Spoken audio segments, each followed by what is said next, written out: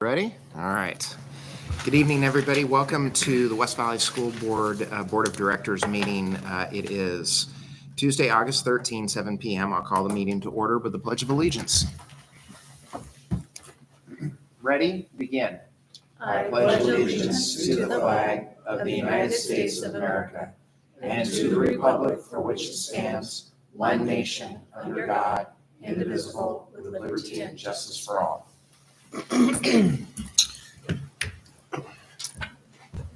Any changes this evening, Dr. Finch? No changes to the agenda, and also we do have James Kephart. Yep. With the excused absence, I believe. I'll make a motion to excuse Mr. Kephart, and I'll call for a vote. All those in favor, please signify by saying aye. Aye. Pose same sign. Motion carries to excuse Mr. Kephart 4-0. Item 5, communications response to public comments. I don't think that there were any, just a placeholder. That's just a placeholder tonight, yes. Okay. Item 6, program presentation. All right. Well, this evening we have our Director of State and Federal Programs, Geraldine Ashbaugh, here this evening. The state has a requirement now this year for the first time that the Transitional Bilingual Instructional Program grant application needs to be approved by the board. And so I thought it would be nice before you do the approval, if you have an overview of our grant application for this year and just our overall plan for the 24-25 school year for our Transitional Bilingual Instructional Program. That's still the language in the law, TBIP. I think we have been moving towards multilingual students and multilingual program because some of our students are more than bilingual. So multilingual is kind of the multilingual learners is the terminology that we're starting to use. I think we'll go ahead and invite the school board to be a part of the audience so we can follow along on the overhead and wait for just a second and have Geraldine do her presentation.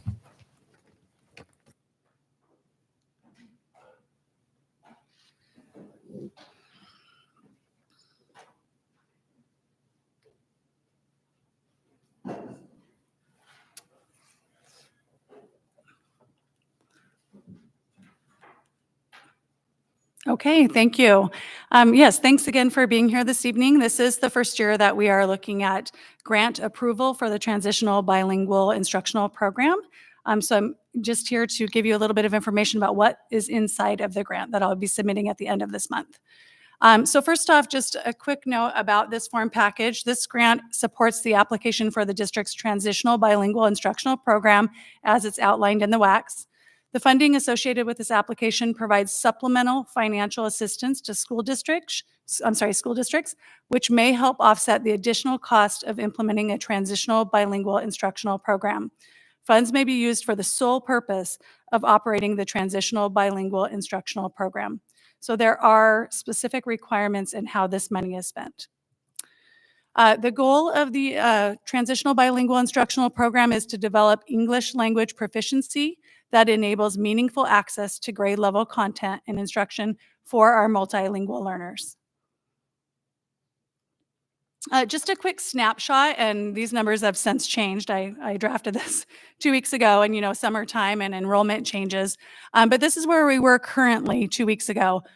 In our school, we have active 449 active multilingual students. That's actually down from last year, as we had 49, and that'll be the next slide. 49 students transition out of program, which is eventually our goal for our students, is that they get the support and the services that they need, and then they transition. 126 of our students are also students who are served on IEPs, and 166 of the 449 are long-term English language learners. That means they've been in program for 6+ years. 88 of our transitional bilingual or multilingual students are migrant as well, and 18 of them are new to the U.S. within the last year, which is a higher number than we've had previously, so something to keep in mind. And 5 of our multilingual students are also classified or identified as highly capable. Like I said, this year we had 49 students exit our program, up from 31 students last year. I think I've mentioned in past presentations that we switched from the ELPA to the WIDA. Both of those are English language proficiency assessments. And so with that change, we we had a little bit of a decline, but the standards changed and the test changed, and so we've had to do some adjusting to that. But we had 49 students this year, so we were really excited about the increase, and we just look for that to continue to have that same trend moving forward as we share WVSD standards and look at teaching students English language development in all classes. So our preliminary allocation this year is on the screen, so around 858,000. Again, that's preliminary, and that is subject to change, but that's what I'm kind of working with right now. And that really goes into staffing at all of our buildings. We have staff at the high school, the Innovation Center, the mid-level campus, in all of our buildings, all of our elementary schools. We work to make sure that students in WVVA and Open Doors are also being appropriately identified and served as well. And we also utilize money to provide professional development. We purchase curricula for our multilingual students at the secondary level. We use it for family engagement activities for our multilingual families. And we've purchased Elevation, which is an online platform that houses all of the information around our students, including their multilingual learner plans that are helpful for staff. It houses our testing data so we can quickly and easily pull data and look at how our students are doing and where their strengths are and where we need to support a little bit more. Elevation's been a great addition.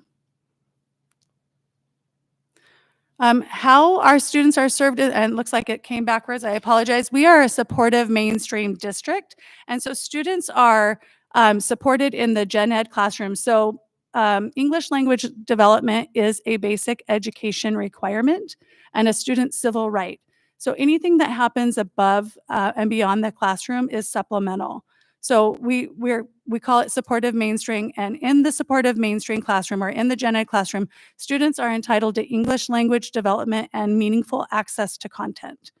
Those two things are kind of hard to understand.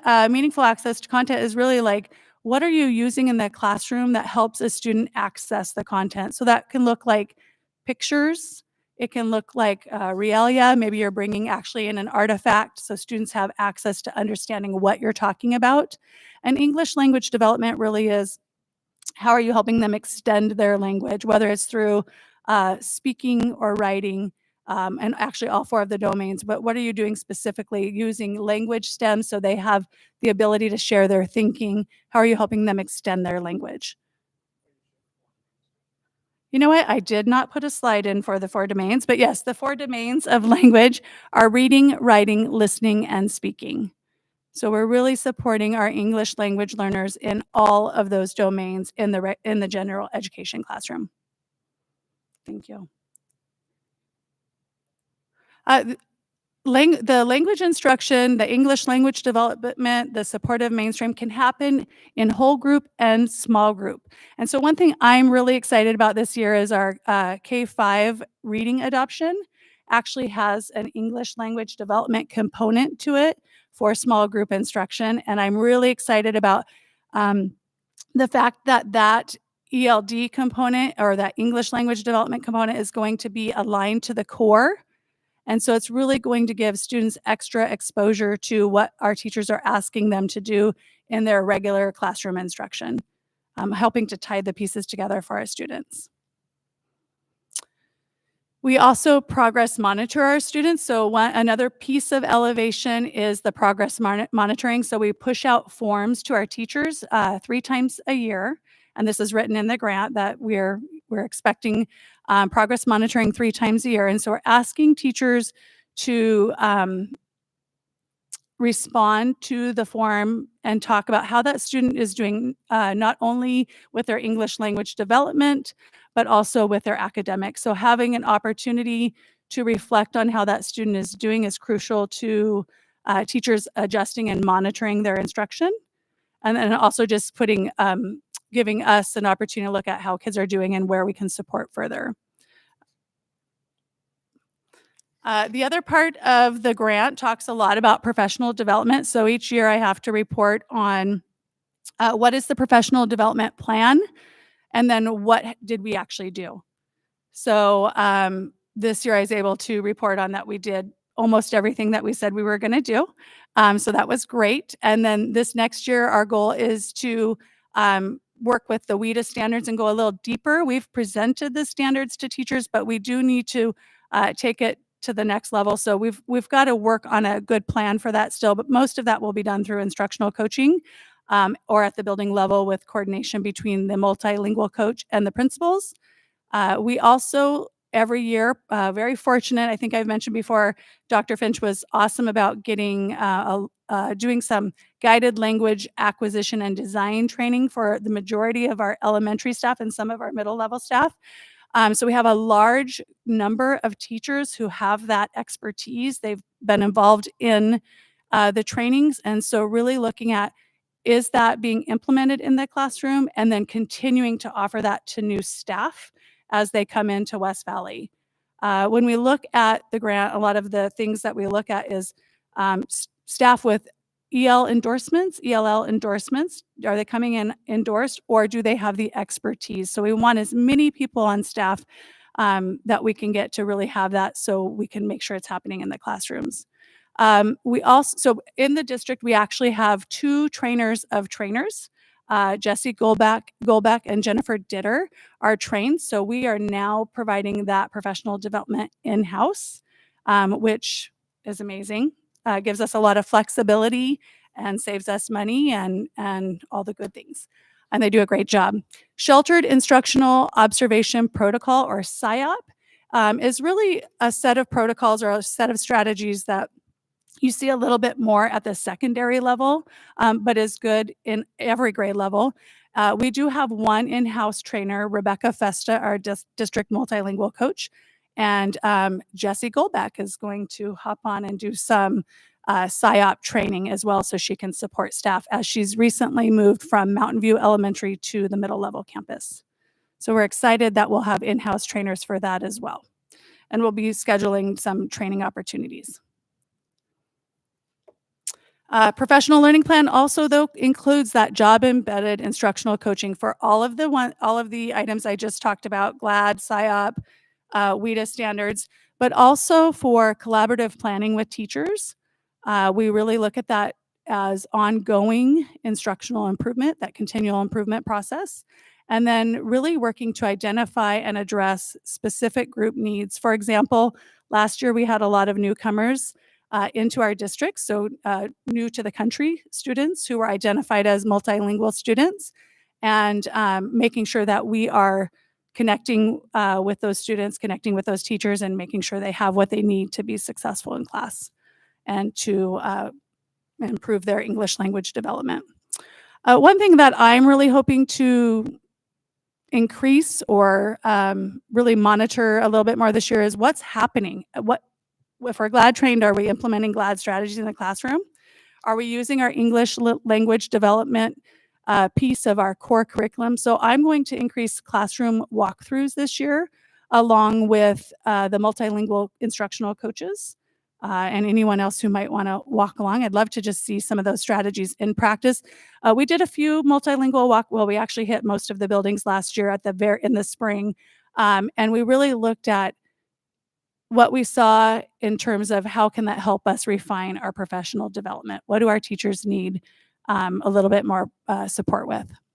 Also, the follow-up coaching is ongoing. Teacher self-reporting of strategy use was something in the grant that they mentioned, and I thought, well, how can I have teachers do that? But the really cool thing is within Elevation, when they're progress monitoring, they're already doing that. They're reporting on the strategies that they're using with those given students. So they're already telling me what they're doing or telling us how they're supporting their students, which is great. Student feedback of strategies is another way to monitor. One thing that happened last year at the middle level is that they had students sit down with the EL specialist and say, this is what I need in class that would support me in my learning. And so they went through a list of strategies and identified things that were in their English language learner plan that they felt would be beneficial to them. So instead of a list of 40 things the teacher could do, there might be 5. What are the top 5 things that I feel would benefit me as a multilingual learner? So that's built in as well. And then just working with teams of teachers and within our professional learning communities, our late start days, to really talk about students and their needs and how they're doing. So different ways to monitor progress. And I'm thinking that I'm on the agenda again in January for the same program. So I'd love to share with you what we're seeing and what it looks like when we're walking through and monitoring those outcomes. That was super fast. I know I talk fast. I apologize. So any questions for me about the Transitional Bilingual Instructional Program grant application?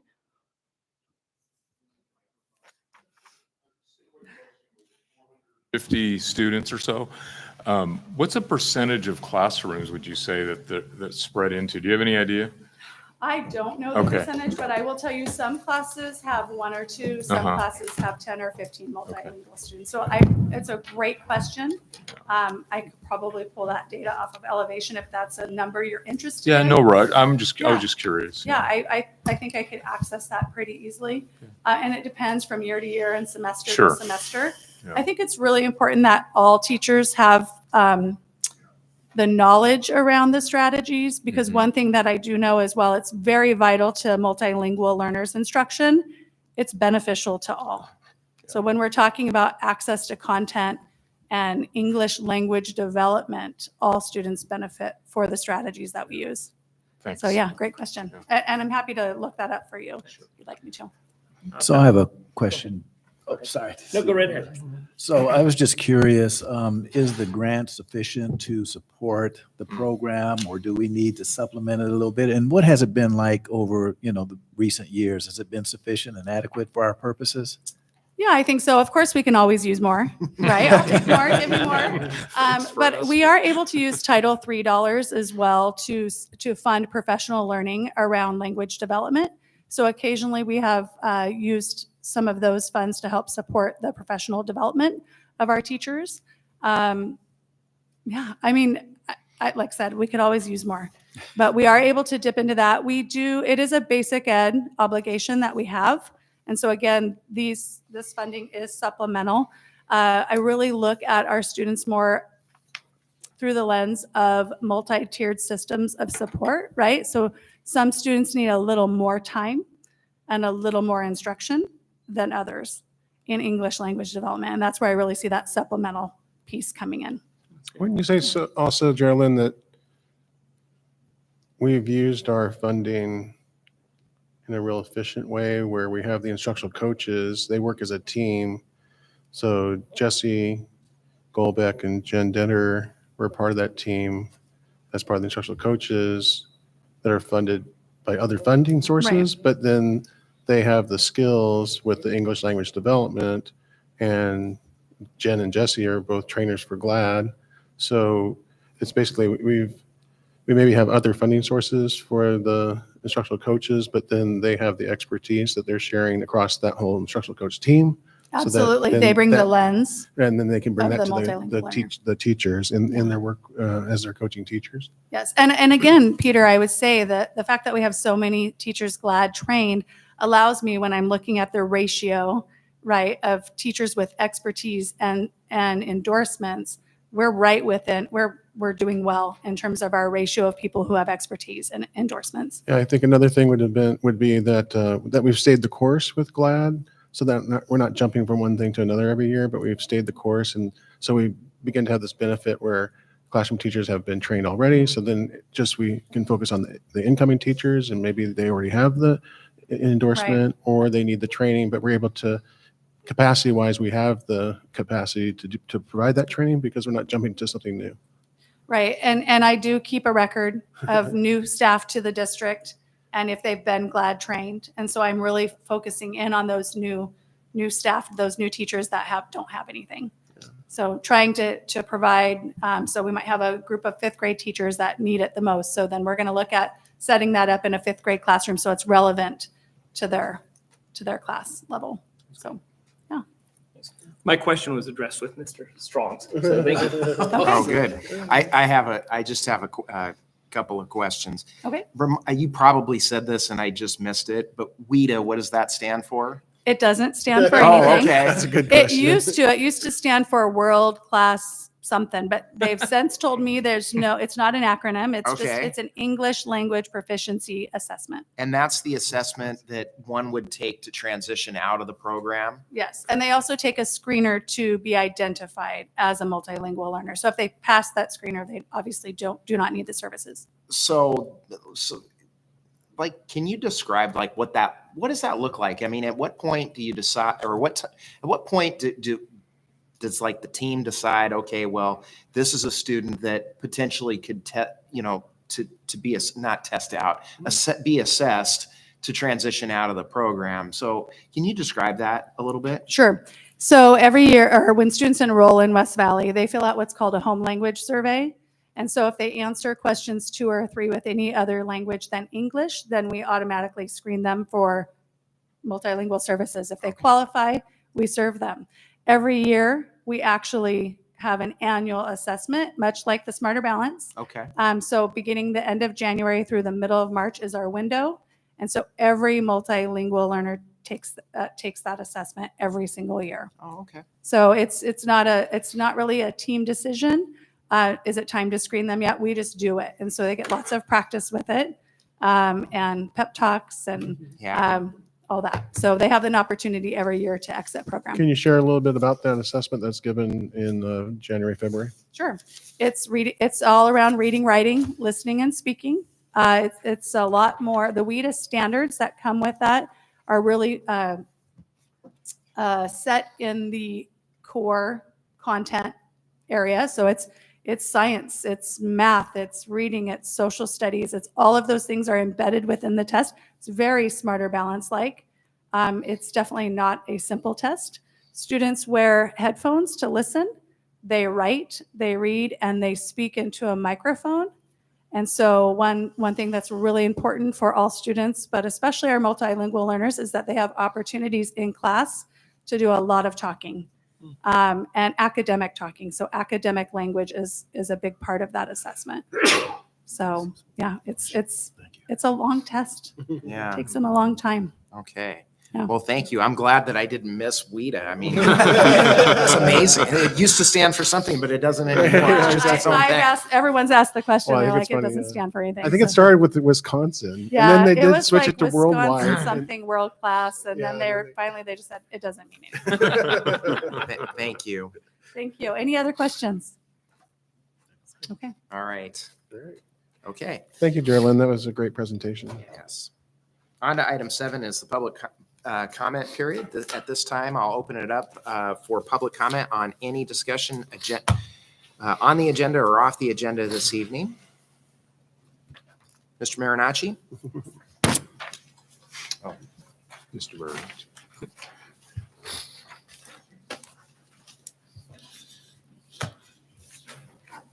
Good evening. Happy summer day. I have 3 topics I'm going to bring up. The first one, which I'm reading from my phone, so excuse my patience, I forgot to print this page out. This is on surveys. Each year, typically in October, November timeframe, there is a battery of surveys that are given to students and the community at large. A few comments and suggestions in this regard. Generally speaking, I think surveys should be opt-in, not opt-out. That's stated. If it's going to be opt-out as it is today, perhaps early in the school year, an email could go out that provides a list of surveys that the district is planning for the upcoming year. Prior to a survey being offered, at least 2 emails on the survey goes out to parents reminding them of the survey, and a link like it's done today of the actual survey attached, and ability to opt out if desired, noting they can do it electronically and not having to fill out the form. This is something that Dr. Finch had done this past year, about 2/3 of the way through. Appreciate that, Dr. Finch. And I see that it is noted on the website. That's great. Towards the end of the year, it wasn't applied consistently. So just to have it be applied regularly. Although it is done every 2 years, there perhaps needs to be particular attention with respects to the Healthy Now survey. The email announcing the survey did go out. However, with the name Healthy Now, there is a risk that a busy parent would not know the nature of the survey questions, including some that some would deem to be invasive or inappropriate. Even one member at the time commented to me that he thought the Healthy Now survey was about physical fitness. According to the high school principal and middle school principals, there were about 60 families that opted out of the survey covering 4 grades, 6th, 8th, 10th, and 12th. That's a sizable group, larger than some of the metrics we follow on our data. Whether any of us thinks the questions are appropriate or not, it's beside the point, as parents do have the right to opt out. Therefore, I suggest that it's made clear in the email description that the survey can be viewed, asking questions or making a point that, hey, you might find this survey objectionable. You might want to take a closer look at this link and review it. Also, there was an opportunity last year for the district to request what is referred to as an exemption to a portion of the survey by the folks who put out the Healthy Now survey. The administration elected not to apply for the exemption since, yes, it's noted one can opt out. As referenced earlier, given the nature of the survey and a sizable group of families that do find it objectionable, the district may want to strongly considering or questioning an exemption to portions of the survey that are allowed. Since this is a survey that's done every other year, we now have plenty of time to think about this particular survey. Also with the surveys, the district should work with some of the creators to request also information that would enhance the data that we already collect for instance, our data summit. So anyway, that's my comments about surveys. My next topic is the IMC, the Instructional Materials Committee. Since there's been a bit of time since this committee, this board had voted on it, I thought it'd be good just to separate and allow some thoughts on the topic. I'd like to say that the presentation materials provided in the agenda for the board meeting held was the best one I had seen in at least 5 years. And I didn't realize she was going to be here tonight, so well done. To put some meat to the bone to the statement, the inclusion of the summary details in each of the submitted materials was very, very nice. An example of this would be the first one, the English Large Adoption for K-5 through 12, a summary by Geraldine Ashbaugh and Kristen Williams. Didn't know Gerald's going to be here. I know check is in the mail. Thank you very much. Was nicely detailed. Included the work of the staff to review the top 6 rated elementary curriculum packages. It showed that it took time and it provided enough detail in the minutes and the notes so somebody who was reviewing can say, okay, this was very, very thoughtful. So thank you very much. During that time, there was also comments to the lack of attendance by certain members of the committee. This has been an issue which did occur in prior years. I echo the concept of having backup personnel as a prudent move. Furthermore, and this is just a question, it could be done, I don't know, are the requirements for committee members made clear up front as to what is required? Meaning, does a committee member know that reviewing materials, which will take hours, is necessary in terms of providing meaningful feedback versus just showing up for a meeting? Again, it might be done. I just don't know. I'm just asking a question. It's not meant as a criticism. In terms of the vote, which takes place among the attendees at the meeting, if I interpret it correct from the voting count that was done, I think it would make more sense that other staff members or other teachers are not voting on the presentation of another teacher. In other words, if you're presenting, the other teacher shouldn't vote on that. It should just be the other committee members, if that makes sense. So it's viewed as, truly objective. Having hours for book review should be expanded to include more than just 2 time slots. I should point out that for me personally, administration has made accommodations for me to meet at different hours, which has been appreciated. While it was requested of board members this past year to table a decision for a follow-up board meeting to allow them more time to review the material, I think this approach should be the norm.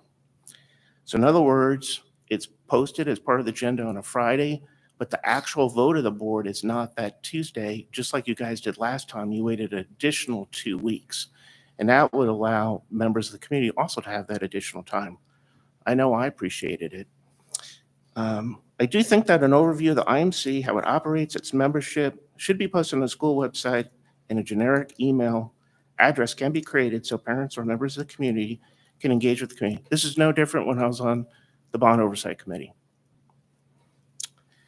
Although not mentioned publicly, I'm glad the administration has agreed to record upcoming IMC meetings for the public. I think this is a positive step of transparency for the community. On a related note, one thing the district can do to get parents engaged with respects to curriculum is at open house events at the beginning of the year, and at each student conference, the teacher can have the instructions on a handout for parents so they can get Google Classroom on their own device rather than looking over their student's Chromebook. Having such instructions similar to Skyward would be easy to accomplish. Overall, so it's not lost in any of my suggestions, the IMC has really improved. Thank you very much. And my last topic has to do with Rotary scholarships. It's just a general PSA, which touches West Valley students and students throughout Yakima Valley. There are 3 Rotary service clubs in the area, and Sunrise Rotary, which is the best Rotary, and I'm a member. Besides raising money from corporate partners, we do have a raffle and apportioning funds that are used to fund scholarships. And West Valley students have certainly made their mark in taking advantage of the scholarships. And although we have corporate sponsors, what have you, offer money and prizes, the real reason is to give back to the community. Interestingly enough, though, I sold a winning ticket to Dr. Finch last year. He won. And he's already bought his set tickets. Look in here. So if any of you guys want to see, you know where to find me. All right, thank you. Thank you. No one else has signed up for public comment, but anybody is welcome to address the board at this time. I'll go ahead and close the public comment period. Item 8, approval items. We have 2, which are approval of minutes from the study session and school board meeting on July 23rd. There are 2 of them. I'd entertain a motion to approve the minutes as presented in the packet. So moved. Thank you, Mr. Strong, just by a nose. I'll call for a vote. All those in favor, please signify by saying aye. Aye. Opposed, same sign. The motion carries 4-0. One action item this evening, which is approval of the Transitional Bilingual Instructional Program grant application. We had the wonderful presentation, and it is in so that was in the packet and that we received this evening. So I'd entertain a motion to approve the grant application. I'll make a motion to approve the grant application. Mr. Walcott makes a motion. I'll call for a vote. All those in favor, please signify by saying aye. Aye. Aye. Opposed, same sign. Motion carries 4-0. Item 10 is items arising.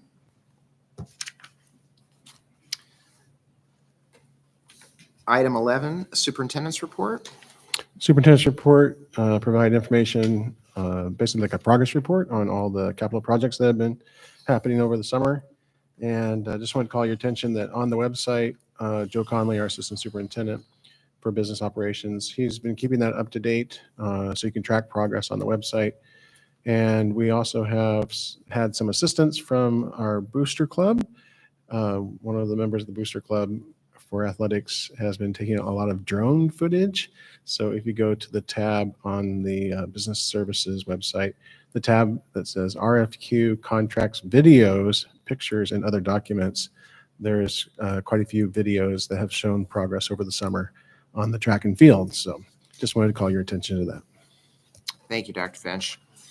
Board reports, board development, item 12. All right. Now we have a executive session for the performance of a public employee. We'll call that 20 minutes coming out of executive session, taking no action, and then item 14 is adjourning. So we will go into executive session now for approximately 20 minutes. We'll come out at 7:55. Again, no action.